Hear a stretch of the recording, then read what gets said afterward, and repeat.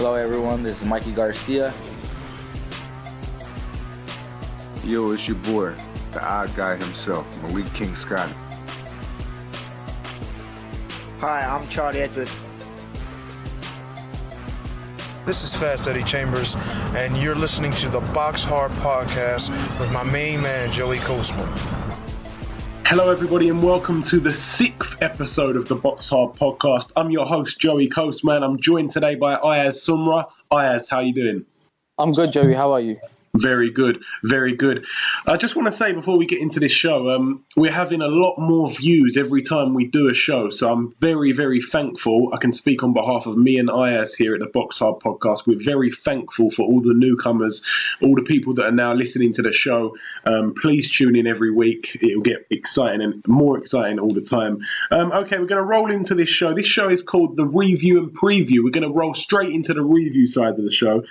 There hasn't been much on for the last week or so, and there's not much on for the next week, so this shouldn't be such a long show. But I'm going to start on the Friday. There was one fight on the Friday that I was interested in. This is last Friday. We had Kiko Martinez on his return to the ring after losing to Scott Quigg. Now, Kiko Martinez got a first-round knockout win. It was over in Spain, where he's from, of course. So a little homecoming for him. Good to hear that he's got a win under his belt. Kiko Martinez now moves to 33-6. He defeated Harold Molina. Not a very credible opponent in Harold Molina, but just a return fight. So he's got another win. So that's good news for him. Okay, moving on. That was on Friday. Moving on to the Saturday night. Where should we start on the Saturday, Ayaz? We should start at the Terence Crawford fight. You want to start over there, yeah? Over in Omaha. Yes. Okay, no problem. Yeah, so Terence Crawford topped the bill in Omaha, Nebraska. He fought Deary Jean. He stopped him in the 10th round. This was a really good fight. Crawford, he was too good for him all round. I mean, let's not mince our words. He was too good for him every round he come out. I don't think Jean won a round, really. I think I might have given him one round generously. What do you think of that fight, Ayaz? I reckon Terence Crawford boxed really well. I reckon he could be set with a fight with Pacquiao soon, hopefully in April. Yeah, there's been talk about that. How do you see that one going? In my opinion, I reckon Crawford beats Pacquiao. After watching Pacquiao's last fight against Mayweather, he didn't really do much, and Crawford is a very big threat to Pacquiao. Yeah, I mean, yeah, but damn, just because he didn't shine against Mayweather, who's arguably the best boxer of all time, I'm not saying that's my opinion, but I'm just saying he is considered one of the greats. And so is Pacquiao in his own right, to be honest, but just because he didn't shine against Mayweather don't mean he's washed up, he ain't got nothing. I don't know, you know what I'm saying? Because Crawford is a beast, but Pacquiao, he was even more of a beast. But I don't know, the age that Pacquiao's at now, if he was younger, all right, who would you choose if he was younger? If Pacquiao was about 28, 29, 30? In my opinion, that's a very good one, because Crawford is young still at the moment, and he still hasn't yet to prove himself against a top elite fighter. Obviously, with Pacquiao, if he was at 29, 30, then it would be a different fight. But I reckon when Pacquiao was young, he was knocking out everyone. So in my opinion, I reckon Pacquiao would beat him if he's at when he was 29 years old.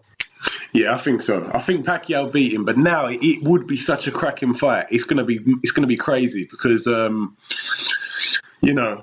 not only is Crawford a good boxer, but he actually, he can crack as well, which is really good for a guy he's only at the 140 division, but even when he was at 135, he looks like he hits hard. He's got a lot of knockouts. It'd be good to see him fight Pacquiao. I really, really hope that fight happens. But, he has fought a few elite fighters, Ayaz, to be honest, because he's fought, Ricky Burns, arguably, I don't know if you'd call him elite when he faced Crawford, but he was still a world champion. You've also got Gamboa. I think that was a wicked fight. That was the breakout fight, in my opinion, for Crawford, because he just blitzed Gamboa, knocked him down and everything. Gamboa never lost in his career. I don't even think he was ever knocked down. And he was a world champion. He was untouchable. And Crawford just messed him up, man. Yeah, that was a very good fight, the Gamboa fight. But obviously, we'll see, like, you know, because Pacquiao recently said, didn't it, like, Bob Arum came out and said that Pacquiao's last fight is in April. Obviously, it's between, he said that it could be Crawford, Khan, or Provodnikov. But Crawford fight would be very interesting. Yeah, it would be. Moving down that card, Andy Ruiz Jr. Now, he fought Rafael Zumbano Love, who we saw stopped by Joshua. Well, he basically blitzed him out in the second round. I remember there was a little vine on Twitter. It was just a replay of the punch that Joshua landed on Zumbano Love. He just completely wiped him out. It was like, it almost reminded me of if you throw a bowling ball down a bowling alley and just completely get a strike and knock all the pins out the way. That is what he did to the chin of Zumbano Love. However, Andy Ruiz Jr., good fighter in his own right, he stepped in there. It was only an 8-rounder. And I was pretty disappointed in Andy Ruiz Jr. I was a little bit disappointed in Ruiz, but I was also a bit impressed with Zumbano Love. We didn't see much of him against Joshua. Obviously, like I said, he stopped him in the second round. But he seemed to, you know, like his punch resistance. Well, he could take a lot of punches, put it that way. I mean, Andy Ruiz Jr. was just landing punch after punch after punch after punch, flush. He could not get Zumbano Love out of there, and I could not believe it. I really thought Ruiz was going to get him out of there pretty early, but he ended up going the distance. I think he won every single round. Well, he had to have won every single round, but I was a bit disappointed in Ruiz Jr. because that's not a good look, you know. He's had 25 fights. He's considered one of the fringe sort of world level fighters from America in the heavyweight division. There's a few of them. But he couldn't get Zumbano Love out of there, so I was a bit disappointed in that. Did you catch that one at all, Ayaz? To be honest, that was actually a good fight, the Andy Ruiz and the Rafael Zumbano fight. Obviously, we know Rafael Zumbano from the Anthony Joshua knockout. Yeah, that's what I mean. But a bit disappointed in Andy Ruiz Jr. But anyway, moving down that card, Evgeny Gradovich, he had a fight. Obviously, this is his return fight from losing to Lee Selby, losing his world title to Lee Selby. He stepped in against Aldemar Silva Santos. Evgeny Gradovich picked up a split decision win after 8 rounds. This was closer than what it should have been, this fight. Gradovich obviously is experienced at world level. He was a good champion. Selby absolutely beat him up, to be honest, gave him a proper boxing lesson at the O2. But, you know, he's fighting a guy with a record of 19 wins and 8 losses. I know that you can't just go by someone's record, but, you know, Gradovich, I really expected him to get Silva Santos out of there early, but he failed to do so. So it was a bit disappointing for him. I don't know what he's got left in him. Moving over to, there was a card in Sheffield Arena, of course. I can't believe I forgot. We had Gavin McDonnell's trainer on the show last week, Dave Caldwell. Gavin McDonnell, he didn't top the bill. He actually didn't top the bill. I thought he did, and I actually said to you, Ayaz, last week that he was topping the bill. But to my surprise, Chris Eubank Jr. topped the bill, which I don't think's very nice, to be honest, because I know that Eubank Jr., he's got an interim WBA belt, but it's his first fight with Matchroom, and he's kind of jumped straight to the top of the list. However, I know that this was supposed to be Kell Brook. He would have been top of the bill. And obviously it was supposed to be going out to Dusseldorf, and it would be Tyson Fury, Vladimir Klitschko, but the pay-per-view, that would have all been on pay-per-view, but the fights obviously got cancelled, and that's been rescheduled for a later date. But Gavin McDonnell, I'm going to start with him. He fought Jeremy Parody, who we saw fight Carl Frampton, I think it was 2 years ago now. Gavin McDonnell won this fight unanimously after 12 rounds. So he retains and successfully defends his EBU European Super Bantamweight title. So another win for Gavin McDonnell. He now moves to 14 wins, 0 losses, 2 draws. Chris Eubank Jr. now. Did you see this fight, Ayaz? I watched this fight. It was actually a good fight, but obviously we knew he's going to take out Tony Jetta in the earlier rounds. Yeah, to be honest, I hold my hands up. I didn't know much about Tony Jetta before this fight, but Eubank Jr., he's just, you know what you get with Junior. You know, he fights flashy. You know, if you don't like that type of stuff, then you're never going to like him. But if you actually can sit there, ignore all the antics, whether you agree with them or don't agree with them, you watch his boxing. He's a fantastic boxer. You know, his jab is incredible, by the way. I know he's only fighting these opposition, you know, not as big opposition as what we want to see him in with. But, you know, he seems to just, you know, he gets people out there when he should do. Which there's another thing. A lot of people, they go, oh, yeah, you've been fighting bums, but you couldn't even get that bum out of there. He literally does knock out all these so-called bums. He does. You know what I mean? We can't complain about that. He's got good power. You know, he's very, very elusive. When people are throwing punches, he's good at slipping them, whether he's going forward or backwards. Eubank Jr., you know, very good jab. Very good right hand. Also, his lateral movement is brilliant. Like I say, when someone does fire a shot at him, he very rarely takes it flush. Well, we know he's fighting next. We know he's fighting Gary Spike O'Sullivan on the December 12th card on the undercard of Joshua White. We're going to have Gary Spike O'Sullivan on the show a bit closer to his fight. And hopefully we'll secure Dillian White. He'll be on the show as well. It'd be very good to hear from the two away fighters on that massive card. Atif Shafiq was also out on that card. He moves to 15-1. He got a win over Jamie Robinson. This was a bit of a rivalry match here, but Shafiq done really well. And they was very good friends after the fight. You could see the sportsmanship was very, very good to see between them, which you don't get a lot of the time in boxing. But, okay, so it's time for our first guest. Okay, so Gavin, what inspired you to get into boxing? Well, what it was, obviously I had 5 amateur fights. I packed in when I was 16 and then didn't do no boxing up until my mid-20s, you know what I mean, early 20s. But it was, our kid was a pro and he won his British title. Then we went out to France when we fought Jerome Arnold for the European title and I seen him win that and I said to everybody, like, do you know what I mean, we were sat on a few beers and what have you. And I said, if you can do it, do you know what I mean? I said, I can do it. And everybody sort of just laughed at me because obviously I was a lad's lad and, do you know what I mean, they didn't take it seriously. And I come home, got in gym with Steffi Bull and never looked back really. I had my first fight within 5 months. And then, you know what I mean, I had my first Central Area title fight in my 6th fight, and then just snowball from there, really. And then obviously I'm European champion now. Do you know what I mean? I think I've only been a pro 6 years, 6 years. So I'm not doing too bad. Yeah, because as you say, like you was a lad's lad, used to live for the weekends, and you've gone from that type of life to, you know, one minute you're a weekend person, next minute you're European champion. Has it hit you yet? When I sit down and think, do you know what I mean?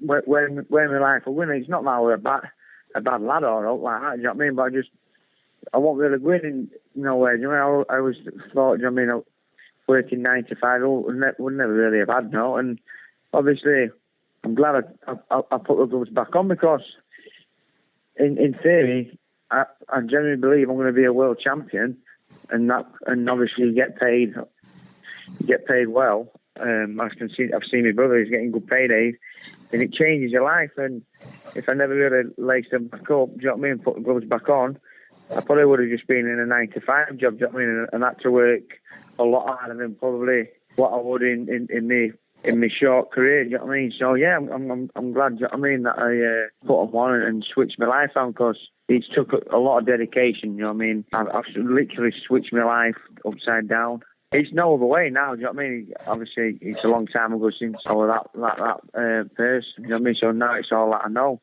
I get up, you know what I mean, and live the life of a boxer. I won't have it any other way, really. You mentioned about you want to go on to be a world champion. That's your dream. How soon do you think those type of fights will come around for you from now? I think if I really wanted them and push them, obviously they could get made sooner than you probably think. But obviously, you've got to be ready for them sort of fights. I mean, and them sort of guys. And I don't think I'm quite ready. But I mean, if the world title got dropped on me in my next fight, I'd take it and believe I could win it. Do you know what I mean? But obviously, I believe that you've got to be ready for them. I need a couple more good wins. I think in theory, probably say in 12 months' time, I'd start thinking about a world title fight. Do you know what I mean? I think within a year and a half, I think I'll fight for a world title. But who knows? Do you know what I mean? People are getting shots a lot sooner than they would think. Opportunities come up. Do you know what I mean? Who's to say I can't fight for one in the next couple of fights? Do you know what I mean? We all depend. Do you know what I mean? You just got to take one fight at a time, and I'm learning with Colwell. Do you know what I mean? At a phenomenal rate. But we're really working hard and coming on leaps and bounds. So I won't put it out of question next year. Do you know what I mean? Where we have a world title fight. I'm easy with whatever. Do you know what I mean? As long as I'm kept busy, getting fights, progressing in the right way. As long as I keep winning, the fight's going to come. It's going to come eventually. So. I mean, I'll just wait, see what happens. And at the moment you're ranked third in Britain in the Super Bantamweight division. So you've got Frampton and Quigg are above you. So I know that you said you're not ready for a world title at this stage. So it's very honest of you to say so. So are you happy with the third place ranking at the moment?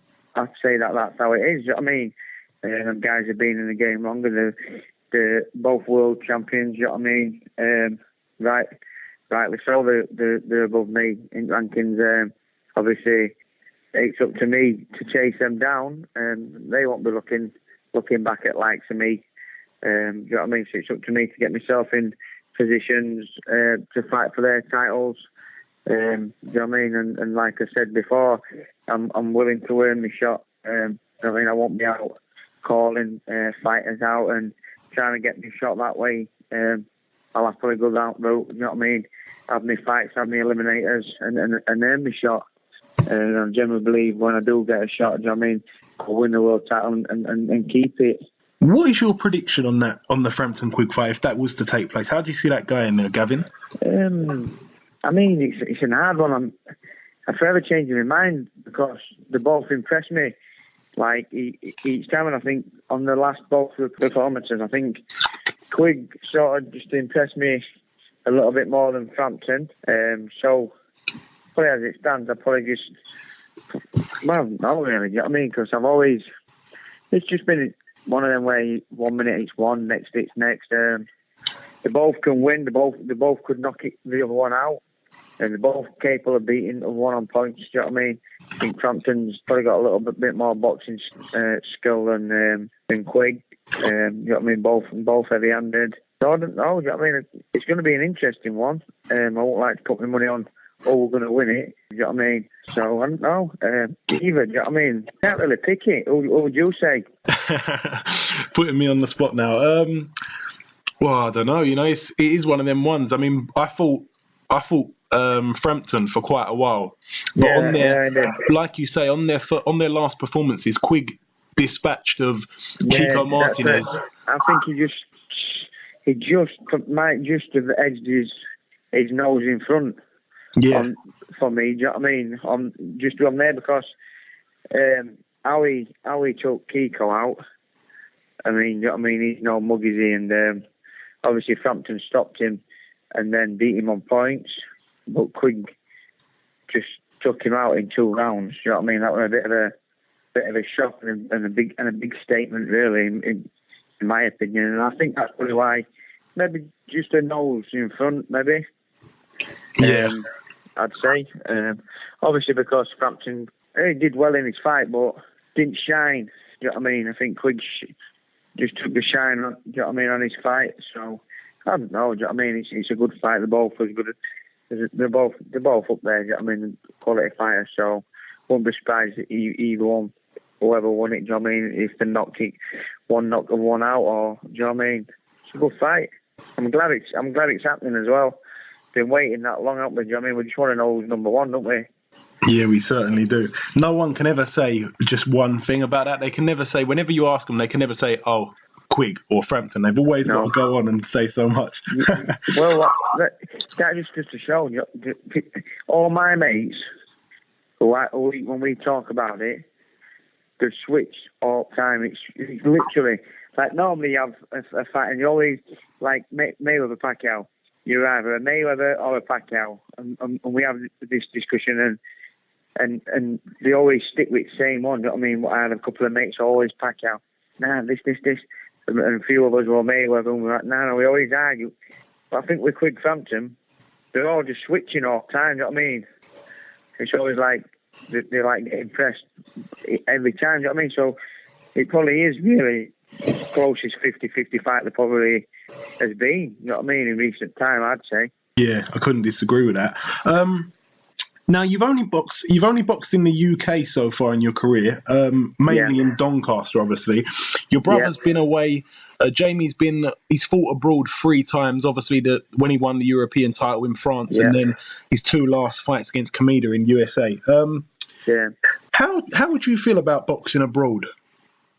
This is where I want to fight. I want to go out and fight in America. Do you know what I mean? I've seen with my own eyes. It's possibly every fighter wants to go fight in America. Do you know what I mean? Can try and conquer America. I think I could. He's got foot in the door now, and I think. Do you know what I mean? He's going back out there next year. I think. I've been out twice. I sort of know what it feels like without fighting. I'm getting good experience out there. Do you know what I mean? I'm doing training. So yeah, obviously I want to, like I have been doing, I want to follow in my brother's footsteps and fight out in America. Obviously take things one step at a time, obviously. But yeah, I won't mind to fight a couple of fights out there and raise the profile and what have you, and try and crack it. Okay, Gavin, I'm going to pass you over to my partner Ayaz. He's got a couple of questions for you now. Yeah, no problem, yeah. Hello, Gavin. How are you? I'm all right, thanks. How are you? I'm not too bad. Can we see yourself in the future move up a weight? Yeah, definitely move up. Yeah, I'm not sure. I'm not sure when, because I made the weight. I've always made the weight. It's never easy, as most fighters say, but I've made it comfortable. And we've just got a nutritionist in, and this fight, I made the weight. I mean, and I'm unbelievable. Do you know what I mean? So, I think I've got probably a year at this weight. Anyway, I would have thought so. But I think, yeah, as I get a little bit older, I'll probably move up.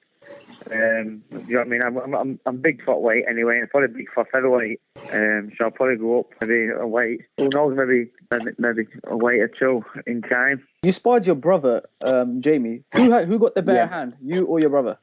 Out of 3 rounds, he probably just 2. You know what I mean? Depends if I'm in a lot better nick than him, better shape. He comes in, I can just edge him out of it. But if we both bang at it, I mean, he's got that experience and knowledge. You know what I mean? And he knows when I'm tiring a little bit, he knows where to get his little breathers and that, because he's been in the game a lot longer. He can just edge me on little things like that, but if you ever watch the sparring, like, you know what I mean, there's no holding back, like, you know what I mean, we really do get a good go, like. When can we see your brother Jamie next out in the ring? I think early next year, similar to me, January, early February. I mean, I think they're just on way putting out his fight, more than likely in the States again. I think next year is going to be a big year, not just for him, but for me. I mean, we've had a great year this year. I fought at Sheffield Arena twice, achieved my dream, what I said I was going to, European title, and defended it, and he's gone out to America twice, where on paper he's supposed to get beat, and pulled off 2 big upsets. But I throw a marriage in there, where I got married. We've had an 8 year, do you know what I mean? But obviously, I'm hoping to top it next year with some big fights. There's both. One last question. Who wins, Lee Selby or Leo Santa Cruz? It's hard to say, really. I'd want Lee Selby to win, obviously. But Leo Santa Cruz looked a beast, didn't he, against Mares about a couple of months ago. It really surprised me, because I rate Abner Mares, and he just took him to bits, didn't he? Do you know what I mean? He didn't even get a look in. So, and especially being, if it were in the States, you probably have to favour Leo Santa Cruz. Lee Selby on his day could probably outbox anybody in division. He didn't have his best of days last fight. We all know he's a lot better than that. And I think he's capable of beating Leo Santa Cruz. I mean, but he'd have to be on his best. I think he would as well with a big name and a big fight. So it'd be nice to see that fight. Thank you. Pass it back on to Joey. Yeah, no problem. Okay, Gavin, I wanted to just end this with a little fact. I know that we spoke to Dave Caldwell last week, and he said that there's a few times in the gym there's a bit of banter between you and your brother. Yeah. Now I can say that you've had 16 fights professionally now. Yep. When he had 16 fights, all of the opponents he'd fought, their combined record was 123 wins for 196 losses, so more losses than he'd had wins. You, after 16 fights, 172 wins, 132 losses, so you're one up on him there. That's a nice fact to know, that, mate. You know what? That will be getting pulled out. It's just I need little facts like that, you know, because obviously, how can I outdo him when he's got everything I've got? I always pull that one out. I'm still unbeaten. I mean, then he pulls out, well, you've got your draws. You know what I mean? Their losses on your own show. You know what I mean? When we really get at it. So it's nice. You know what I mean? I've got a little bit more ammo there. That's two little things I've got. Yeah, I'll send you that one in a text so you can say it word for word when you're next in the gym. If you send me in a text when we're finished, I can screenshot it and I'll always have it in my photos. That's it. That'd be brilliant. Okay, Gavin, thank you so much for coming on the show. It's been a pleasure having you. No problem, mate. Anytime. You've got my number now anyway, so just give me a bell. Thank you very much, Gavin. Please take care. No problem. Okay. See you soon. See you later, mate. Okay, it's time for the second part of the show. This part of the show is called The Preview, where we preview the fights that are on this weekend. And also on Friday, there's a few fights on the Friday. In fact, there's more fights, more notable fights on the Friday than there is on the Saturday. Okay, we're going to start with a small little card in Harrow Leisure Centre. Top of the bill, Miles Shinkwin. He fights Daniel Bilisansky. Miles Shinkwin looks to move to 12-0. Moving down that card, Georgie Keane, he's out against Nathan McIntosh. Nathan McIntosh is unbeaten, he's 8-0. Georgie Keane 6-1, of course. So that should be a pretty tough little contest there for Georgie Keane. It'd be interesting to see how he gets on. Also down that bill, highly controversial, Prince Patel's out as well.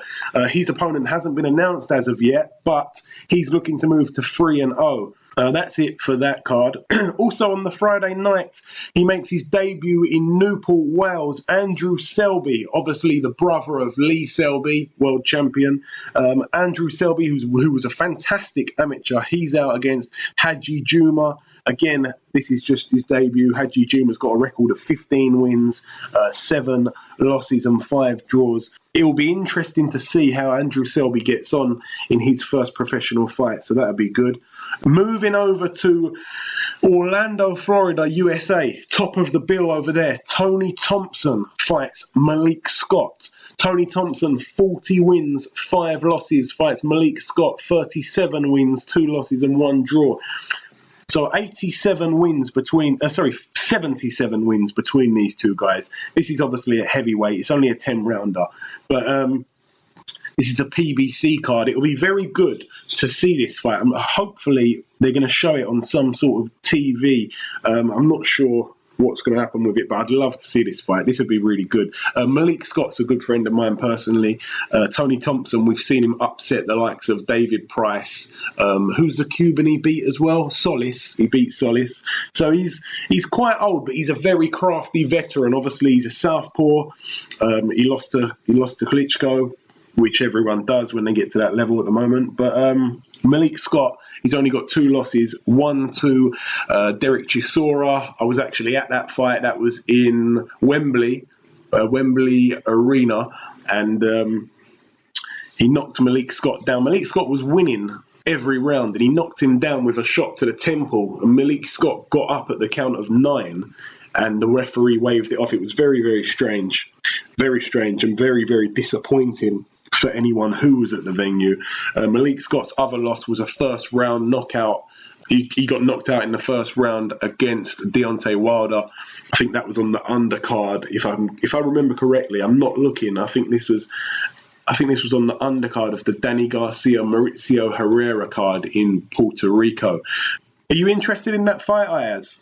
Yeah, I'm interested in that fight. I want to see, obviously, like, they're quite old, both of the fighters, and I want to see, like, how what the fight's going to go ahead like. Obviously, we know Tony Thompson of his fights when he fought our good guy David Price and knocked him out twice. So I'm actually looking forward to this fight. Yeah. So Malik Scott, well, again, Tony Thompson, I think he's 41 or 42. Malik Scott's about 33, 34, so not super old, Malik Scott, but yeah, very experienced. A lot of people don't know about Malik Scott. Malik Scott used to be in training camps with Lennox Lewis. That's where he picked up a lot of his stuff. Also, moving over to Massachusetts, USA, Stephen Ormond, he fights Orlando Vasquez. Stephen Ormond, I think he only fought about 2 or 3 weeks ago, also in Massachusetts, so he likes that place, and he's out again. It's only an 8-rounder, but he fights Orlando Vasquez. Stephen Ormond's record, 19-2. Orlando Vasquez, 18-6-1. That should be interesting. All of those fights that we've mentioned, they're all taking place on a Friday night. So we're moving over to Saturday. There's only one real fight of interest on Saturday. This is obviously Halloween night.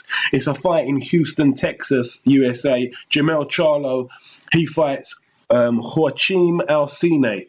Jamel Charlo looks to move to 27-0. It's a 10-rounder, 154, super welterweight, light, middleweight, whatever you want to call it. He fights Joaquim Alcine, who's 35-7 with 2 draws. Promising prospect for the future, Jamel Charlo. Yeah, I reckon he's an actual prospect, and I want to see what he does, like, hopefully in the future, like who he fights. Yeah, he's obviously got his brother, Jamal Charlo. A lot of people confuse these two, but both of them are good fighters in their own right. Okay, it's time for our second guest on the podcast. Ladies and gentlemen, please welcome Mr. Mauricio Herrera. Welcome to the show, Mauricio. All right, man. Thanks for having me. Right, I'll roll straight into this. You're 35 years old now. Do you feel that possibly it took you quite a while to get the fights that you perhaps wanted? I mean, like, it took you quite a while to get into the public's eye. What do you put that down to? Well, it was, it wasn't really, I've only been pro like about 7 years, I think. For me, it kind of happened fast, but, just the process of going pro took a while, of doubts and not having the right people, take me to go pro, not knowing, where to go, how to go about it, So, I managed myself most of my career and trained myself, the beginning of my career. Talking of fights that you were supposed to lose, going in as the underdog, I've got to start. Danny Garcia. Now, this fight was one of the biggest robberies I've ever seen, if you don't mind me saying. I thought you won that fight so obviously. Oh, yeah. Of course, my family, my friends, I got a lot of supporters behind me. A lot of them believe I won as well, and so did we. I'm paying for it now. I mean, I'm just you don't feel it right away. At least I didn't, until now. Now that it's, it's been a while now since I think last year. So, I mean, I think back on it, and it really is frustrating. Yeah, I think it's really unfair. I know that this happens to a lot of fighters, but a lot of people wouldn't even remember that you was the first guy to put a loss on Provodnikov's record. Yeah, and they didn't. A lot of people never really picked up on me or followed me until the Danny Garcia fight. It was on a bigger stage, so they just, I guess, started following me till there. But I mean, a lot of true boxing fans that know me have followed my career and know that I've been robbed a couple of times in my career. You're certainly a fighter that's been in a lot of big fights, but you're almost like, I don't know why, but the public seem to just forget you. Only the real, hardcore boxing fans give you that credit. Obviously, this show is UK based. A lot of UK fans know who you are. You probably felt the love before from some of the UK fans, big boxing fans over here. Oh, yeah, for sure, man. And I really appreciate that. I run into a lot of people, And I appreciate the ones that do know and follow my career, those are the ones that I guess, are love boxing, been in boxing for a while. And there's some, the new fans that come in too, I welcome all of them as well. And what is in your opinion, the toughest fight you've had, Mauricio? Well, my toughest fight I had probably has to be Mike Alvarado. I think that's the only fight I truly feel I was close. But I think that one I lost. The guy, the only fight that I fought wrong. I didn't fight my style. I went out there to try to surprise him, and the worst plan to do was to go against a guy who loved to brawl, and Mike Alvarado was a bigger guy. And also, I wanted to say, when you started your career, you was heavier than what you are now. It's weird because a lot of fighters, they sort of start with a light sort of weight, and they start going up in weight. Where you've gone down in weight. How comfortably do you make 140 now, Mauricio?